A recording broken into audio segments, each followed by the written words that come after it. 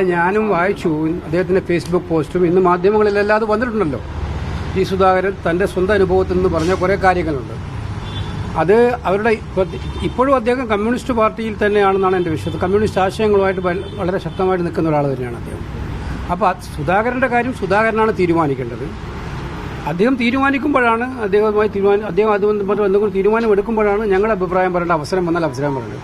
ഇപ്പോൾ അത് വളരെ ഇമ്പച്ചുറായിട്ടുള്ള കാര്യമാണ് എനിക്ക് തോന്നുന്നത്. അദ്ദേഹം മത്സരിക്കാൻ താല്പര്യം പ്രകടിപ്പിച്ച് UDF-നെ സമീപിച്ചാൽ UDF എങ്ങനെ കാണും? അതൊക്കെ സാങ്കല്പിക ചോദ്യങ്ങൾക്ക് എങ്ങനെ മറുപടി പറയാൻ പറ്റും? എല്ലാ സാങ്കല്പികമാണല്ലോ. ആ സാങ്കല്പിക ചോദ്യങ്ങൾക്ക് മറുപടി പറയാൻ ഞാൻ ഉദ്ദേശിക്കുന്നില്ല. ഈ സുധാകരനും പാർട്ടിയും തമ്മിൽ അഭിപ്രായ വ്യത്യാസം ഉണ്ടെങ്കിൽ അത് അവരുടെ ആഭ്യന്തര കാര്യം നോക്കട്ടെ. നമുക്ക് കാത്തിരുന്ന് കാണാം എന്താണെന്നുള്ളത്.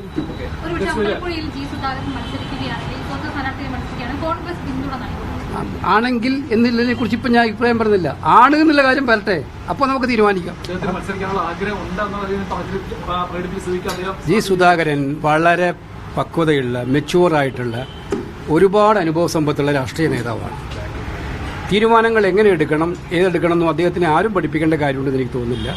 അദ്ദേഹം വളരെ ഈ കാര്യങ്ങളിലൊക്കെ തന്നെ ഏറ്റവും കൂടുതൽ രാഷ്ട്രീയ ഇപ്പം ആലപ്പുഴ ജില്ല എടുത്ത് നോക്കില്ല, ഏറ്റവും കൂടുതൽ രാഷ്ട്രീയ പാരമ്പര്യമുള്ള നേതാക്കളുടെ മുൻനിരയിൽ നിൽക്കുന്ന ആളാണ് അദ്ദേഹം, ഏത് പാർട്ടി എടുത്ത് നോക്കിയാലും. അപ്പോൾ അങ്ങനെയുള്ള ഒരാളെ ഞാൻ രാഷ്ട്രീയം പഠിപ്പിക്കേണ്ട കാര്യമുണ്ടോ? അദ്ദേഹം രാഷ്ട്രീയമായ തീരുമാനം എടുക്കുമ്പോൾ ആ തീരുമാനത്തിലൂടെ ഞങ്ങളുടെ പാർട്ടിയുടെ പ്രതികരണം എന്താണ്, ഞങ്ങളുടെ മുന്നോട്ട് പ്രതികരണം എന്താണെന്ന് ആ സമയത്ത് തീരുമാനിക്കേണ്ട കാര്യമാണ്. അതിപ്പോൾ ഞങ്ങൾ തീരുമാനം എടുത്തിട്ടില്ല. അങ്ങനെ ഒന്നും അത് അവരുടെ പാർട്ടി സ്ഥാനാർത്ഥിത്വം തീരുമാനിക്കേണ്ട പാർട്ടിയാണ്.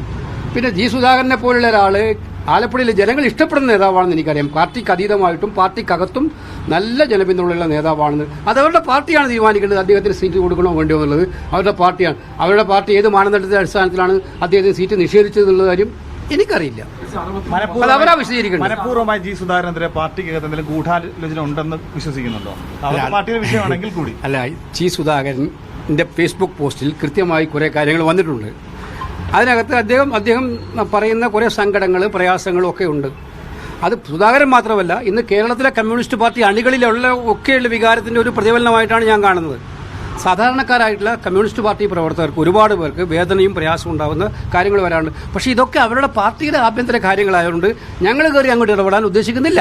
സാങ്കല്പിക ചോദ്യം ചോദിക്കുന്നത് അത്തരം അസംതൃപ്തരെ കോൺഗ്രസ് വിസ്മയം എന്ന പേരിൽ കോൺഗ്രസിലേക്ക് എടുക്കുന്നുണ്ട്. അതുകൊണ്ടാണ് ഇത്തരം സാങ്കല്പിക ചോദ്യങ്ങൾ വരുന്നത്. അല്ല, അങ്ങനെ അവർ വന്നപ്പോഴല്ലേ എടുത്തിട്ടുണ്ടാവില്ല. ഐഷാപ്പറ്റിയുടെ കാര്യമാണ് ഉദ്ദേശിക്കുന്നതെങ്കിൽ ഐഷാപ്പറ്റി വന്നപ്പോഴല്ലേ എടുത്തത്. ഈ പാർട്ടി പാരമ്പര്യമുള്ള ഒരു നേതാവിനോട് കമ്മ്യൂണിസ്റ്റ് പാർട്ടി CPM ഇങ്ങനെ ചെയ്യുന്നത് ശരിയാണെന്നുള്ള അഭിപ്രായമുണ്ടോ? അല്ല, അത് ഞാൻ പറഞ്ഞല്ലോ. CPM-ന്റെ നിലപാടിനെതിരായിട്ട് ഞങ്ങൾക്ക് ശക്തമായിട്ടുള്ള വികാരം ഉണ്ടല്ലോ.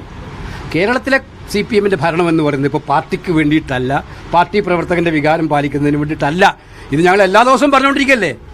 അത് ശരിയാവുന്ന രീതിയിലാണ് കമ്മ്യൂണിസ്റ്റ് പാർട്ടിയിലെ അനുഭവ സമ്പത്തും ത്യാഗപൂർണമായിട്ടുള്ള ഒരുപാട് കാര്യങ്ങൾ ചെയ്ത നേതാക്കന്മാരുടെ പോലും അനുഭവം അതാണെന്നുള്ള തെളിവാണ് അദ്ദേഹത്തിന്റെ വിഷമങ്ങൾ. ഞങ്ങൾ പറഞ്ഞുകൊണ്ടിരിക്കുന്ന കാര്യം ഇത് പഴയ കമ്മ്യൂണിസ്റ്റ് പാർട്ടിയല്ല, ഇത് പഴയ CPM അല്ല. ആ CPM-ന്റെ ശൈലി ആകെ മാറി. ആ മാറിയെന്ന തെളിവാണ് എല്ലായിടത്തും കാണുന്ന ഇത്തരം അഭിപ്രായ പ്രകടനങ്ങൾ. ഇതാണ് സത്യം. എന്തോ അല്ല, അതും അക്കാര്യത്തിൽ തീരുമാനമൊന്നും എടുത്തിട്ടില്ല. കുട്ടനാട് ഒരു പരസ്യം ഉണ്ടായിരുന്നു.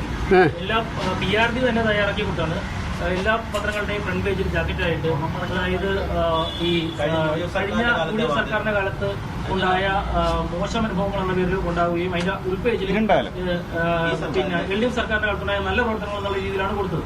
പെട്ടെന്ന് നോക്കുമ്പോൾ പത്രം വായിക്കുന്നവർക്ക് കേരളത്തിൽ വെള്ളമില്ല, കേരളത്തിലെ സ്കൂളുകൾ കൂട്ടാൻ പോകുന്നു, അങ്ങനെ ഒരുപിടി വാർത്തകളാണുള്ളത്. അത് പരസ്യമായിട്ട് പത്രങ്ങളിലൊക്കെ ഇന്ന് കൊടുത്തിരിക്കുകയാണ്. കൃത്യമായിട്ടും പറഞ്ഞാൽ ഇതുപോലെ സർക്കാർ പണം ദുരുപയോഗം ചെയ്ത് സ്വന്തം ഗവൺമെന്റിന്റെ തകർന്ന പ്രതിച്ഛായ വർദ്ധിപ്പിക്കാനുള്ള ശ്രമം ഒരു കാലത്തും ഉണ്ടായിട്ടില്ല. ഇതെല്ലാം പാവപ്പെട്ടവർ, ആശാപ്രവർത്തകർ, നമ്മുടെ നാട്ടിലെ നഴ്സുമാർ, ഡോക്ടർമാർ, പാവപ്പെട്ട തൊഴിലാളികൾ, അവർക്ക് കൂലി വർധന ആവശ്യപ്പെടുമ്പോൾ നോ എന്ന് പറയുന്ന സർക്കാർ കോടാനുകോടി രൂപയാണ് ദൂർത്തടിച്ച് സ്വന്തം നഷ്ടപ്പെട്ട പ്രതിച്ഛായ നന്നാക്കാൻ വേണ്ടി പരിശ്രമിക്കുന്നത്. പക്ഷേ ഇതൊക്കെ ജനങ്ങൾക്ക് മനസ്സിലാകും. ഇപ്പം പരസ്യമല്ലാത്ത രൂപത്തിൽ ഇതുണ്ട്, ചില സീരിയലുകളിലുണ്ട്, നമുക്ക് നോക്കിയാൽ അറിയാം. ചില സീരിയൽ കണ്ടാലും ഇതിങ്ങനെ ഇല്ലാത്ത ഇത് കേരളമാണോ എന്ന് നമ്മൾ സംശയിച്ചു പോകുന്ന രീതിയിലുള്ള വിവരണങ്ങൾ അവിടെ കാണുന്നുണ്ട്. അപ്പോൾ ഇതൊക്കെ തന്നെ ജനങ്ങൾ മനസ്സിലാക്കുന്നുണ്ട്. ഈ ദൂർത്തിന് കൃത്യമായ മറുപടി തെരഞ്ഞെടുപ്പിൽ ജനങ്ങൾ നൽകും.